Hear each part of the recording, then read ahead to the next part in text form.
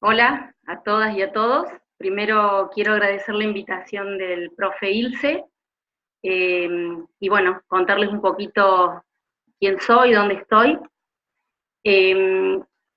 yo soy Mónica González, soy licenciada y profesora con títulos de la Universidad Nacional de Córdoba.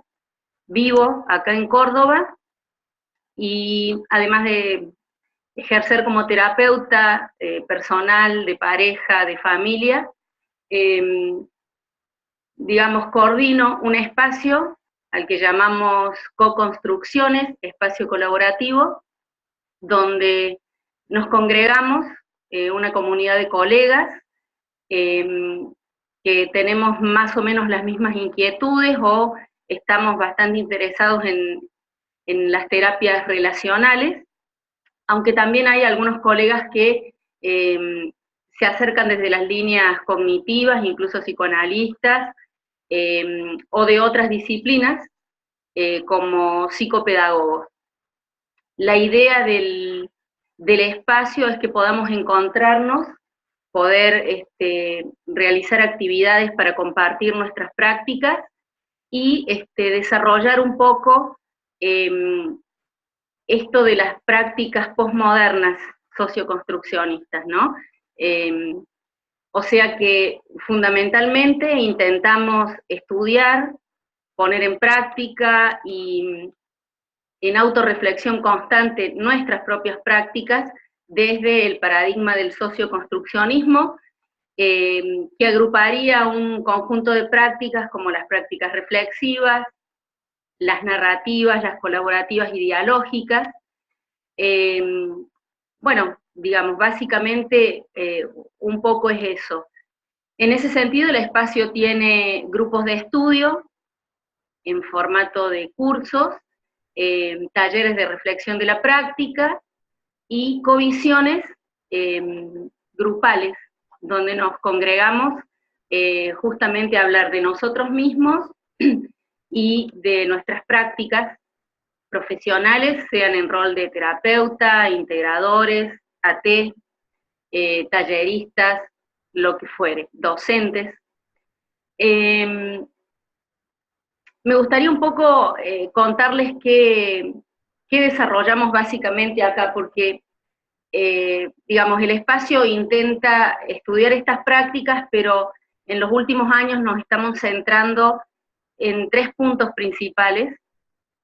Eh, por ejemplo, la cuestión de cómo construir una relación con las personas que nos consultan de manera colaborativa para poder desarrollar una práctica conversacional o dialógica. En este sentido, ya habrán visto algo con el profe sobre prácticas colaborativas, así es que la parte más teórica la voy a obviar, pero básicamente nos mueve la pregunta personal acerca de cómo nos gustaría a nosotros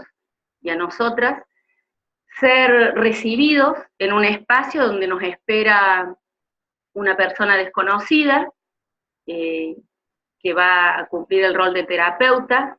un espacio que no es nuestro en principio, que nos puede llegar a ser ajeno, y cómo queremos ser tratados, escuchados, eh, cuando vamos a hablar acerca de cosas tan personales y tan íntimas que tiene que ver con nuestros sufrimientos, con nuestros problemas, eh, con nuestras vergüenzas, como pasa con las personas que se acercan a consulta, ¿no? Eh, Esa pregunta creo que nos lleva mucho a encontrar en las prácticas colaborativas y dialógicas eh, y en las prácticas reflexivas el, ese lugar en donde encontraríamos a una persona que nos escuche con respeto, que no nos juzgue, que no nos etiquete en categorías diagnósticas, que trate de comprender lo que decimos desde nuestros propios significados y no desde hipótesis clínicas construidas desde una generalidad. Eh, Digo que en principio nos sirve las prácticas colaborativas porque tomamos mucho esa metáfora de Harlene Anderson acerca de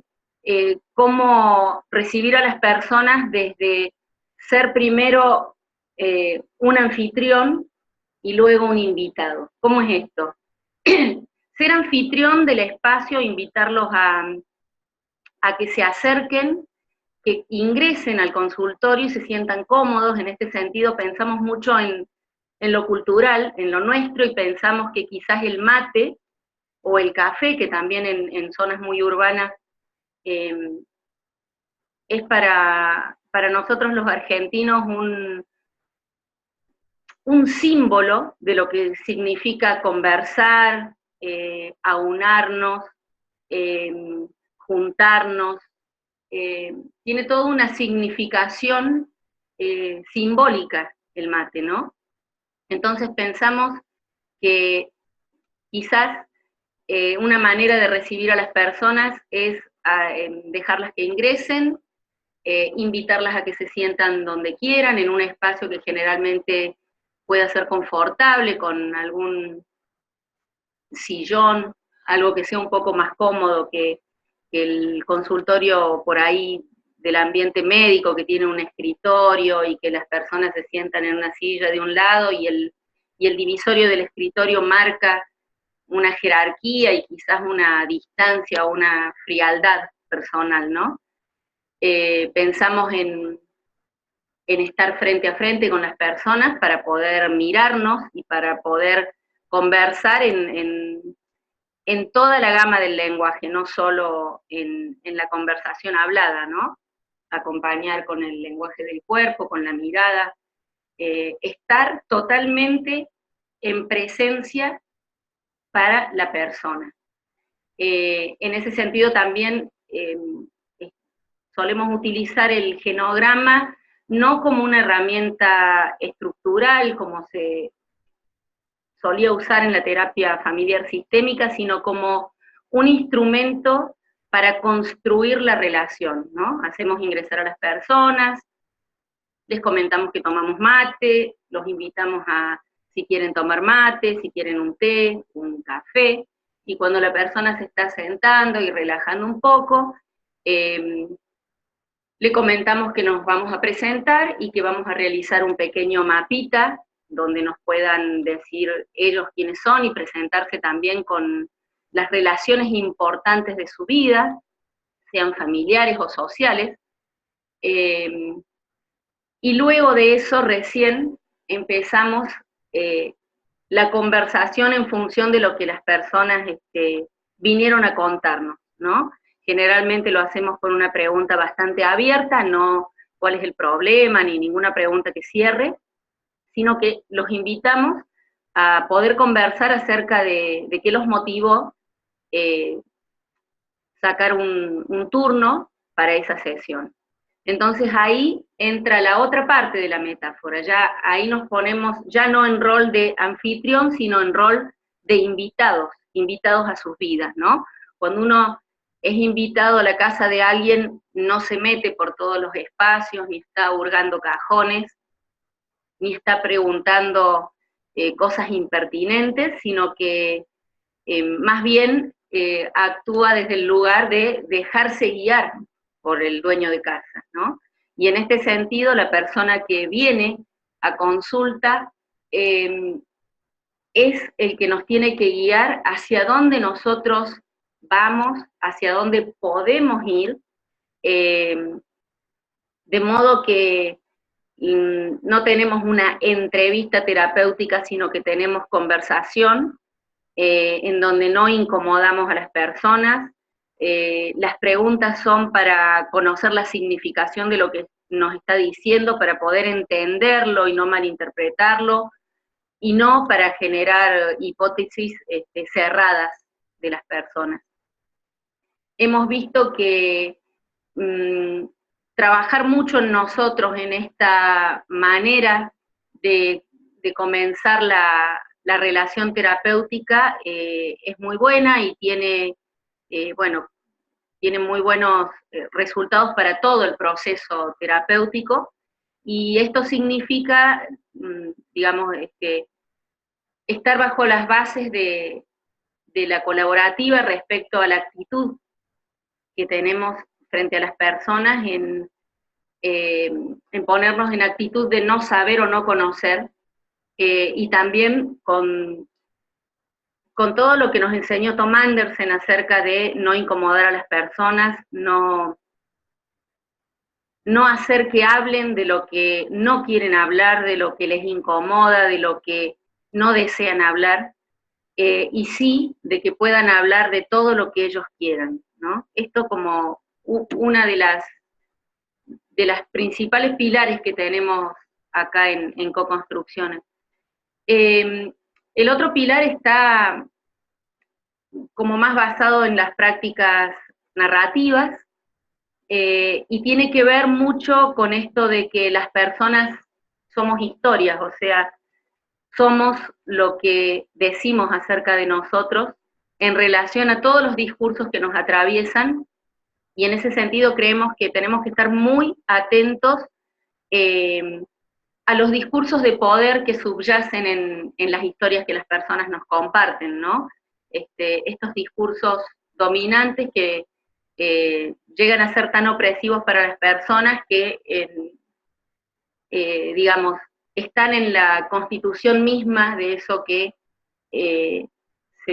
puede llamar problema, ¿no? Estos problemas construidos en el lenguaje y construidos bajo la presión de esos discursos de poder, son muy importantes a tener en cuenta. Por decir un ejemplo, quizás el agobio de una mujer ama de casa tenga que ver con todo el discurso que culturalmente en nuestra sociedad se transmite acerca del lugar que debe ocupar la mujer como mujer madre, como mujer esposa, como mujer que se ocupa del hogar y que es responsable de algún modo del bienestar físico y emocional de los otros, ¿no? Y a veces ese gran discurso atraviesa a las personas de una manera en que oprime, en el sentido de que, por ejemplo, algunas mujeres pueden sentir culpa o pueden estar en un dilema al tratar de poner en palabras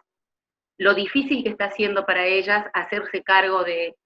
todo el mundo y de algún modo tener que olvidarse un poco de sí mismas, ¿no? Por poner un ejemplo burdo, ¿no? Pero siempre, digamos, en todos los constructos sociales que tenemos en nuestra cultura, puede haber un gran peso en ciertas maneras en que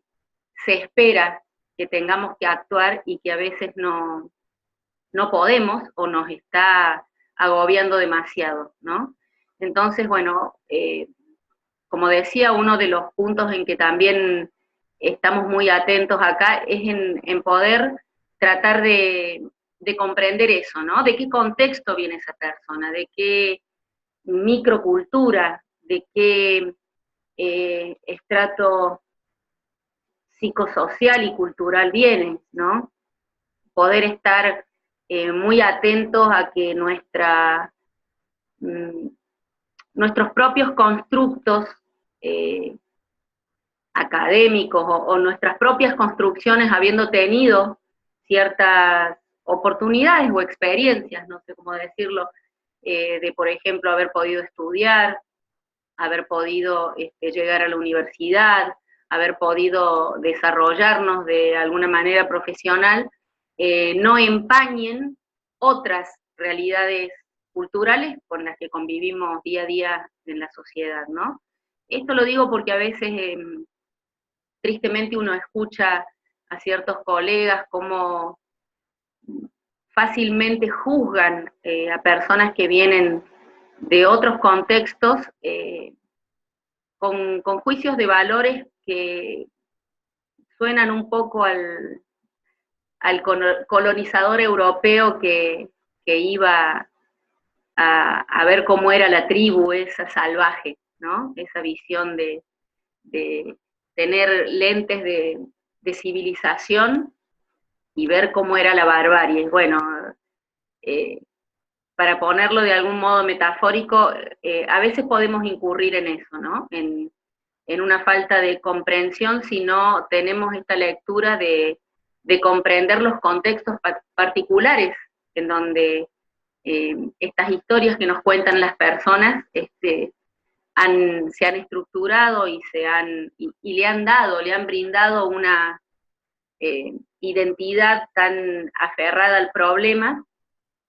que de algún modo esta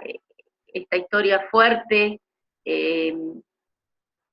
está como moldeando la vida de las personas y atrapándolas ahí en el problema, ¿no? Y otra de las cosas que tenemos como muy presente es el, el tener una autorreflexión constante de nuestras prácticas y sobre nosotros mismos, guiados un poco por los desarrollos de la ética, y no me refiero a la ética de los códigos de ética profesionales o estas éticas generales, sino a la ética que desarrollaron personas como Michael White, desde las prácticas narrativas, o, o la ética relacional y el concepto de presencia radical que desarrolla Sheila McNamee, en donde, bueno, esta cuestión de la ética nos plantea justamente eh, la cuestión de no juzgar a las personas, no intentar colonizarlas, estar muy atentos a no reproducir los discursos de poder social, médicos, ¿no? Eh,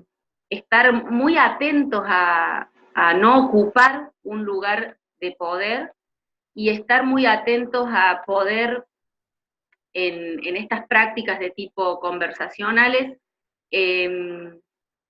poder dar lugar a todas las voces, poder dar lugar a múltiples voces, ¿no? Eh, es decir, no decirle al otro qué hacer o llevarlos por un camino, sino poder acá pensar juntos, reflexionar juntos y por medio de la conversación desarmar eh, construcciones y significados y poder poner de manera reflexiva, nos apoyamos mucho en los procesos reflexivos, eh, poder poner distintas alternativas o la posibilidad de que las personas puedan encontrar algunas otras miradas o algunos otros modos de concebir eso que está en conversación, ¿no? En ese sentido utilizamos mucho los procesos reflexivos para traer voces a la conversación, sea desde el como sí, que desarrolla eh, Harlin Anderson, ¿no? Poder hablar como si fuera tal o cual persona, qué diría, qué pensaría, qué se sentiría esa persona, poder hablar incluso hasta de la experiencia personal o lo que a uno le resuena cuando escucha ciertas cosas. Poder, no sé, ponerse en una posición en donde no nos cerremos a una única mirada y por el contrario podamos aportarle a las personas diferentes maneras de concebir eso con de lo que estamos conversando y juntos poder también desarmar algunos significados que a veces se presentan como fuertes, únicos, estructurados, poder desarmarlos y poder dudar también de eso. Hemos encontrado en las prácticas postmodernas una manera de sentirnos cómodos, una manera de poder relajarnos en que no hay plazos ni hay presiones para arribar a un fin o a una meta terapéutica lo más rápido posible, sino más bien en poder comprender que los procesos son muy personales y que cada persona tiene su propio camino, su propio ritmo, y bueno, eso significaría aprender a moverse con curiosidad para conocer a las personas, pero con el suficiente respeto y con el suficiente tiempo como para que sea la persona misma la que vaya a su ritmo, ¿no? Esto también significa poder incorporar la incertidumbre y poder relajarse de que uno no tiene un poder y que tiene que tener todas las respuestas y tiene que tener intervenciones para todos, sino que por el contrario, lo más importante no es lo que yo haga como intervención, sino lo que vamos construyendo o co-construyendo con las personas en la conversación. Y, y bueno, eh, creo que todas estas prácticas tienen una base ética que comparten, y esa ética nos incluye a nosotros, esa ética nos incluye sobre todo a nosotros, y creo que es una manera de transitar las prácticas transformándonos constantemente, ¿no? Creo que las personas eh, vienen a un lugar a buscar terapia, pagan por un servicio, si uno lo quiere ver así, pero creo que los y las terapeutas tenemos un plus extra, que es que constantemente aprendemos y vamos deconstruyendo un montón de cosas que son nuestras gracias a las personas, ¿no? Bueno, como les decía, Co-Construcciones está en Córdoba, capital, eh, y bueno, si quieren buscarnos en Facebook, tenemos una página para que puedan seguir, intentamos compartir y tender redes con todas las personas que estén interesadas en este tipo de prácticas, así que siempre pueden enterarse por medio de la página de las noticias que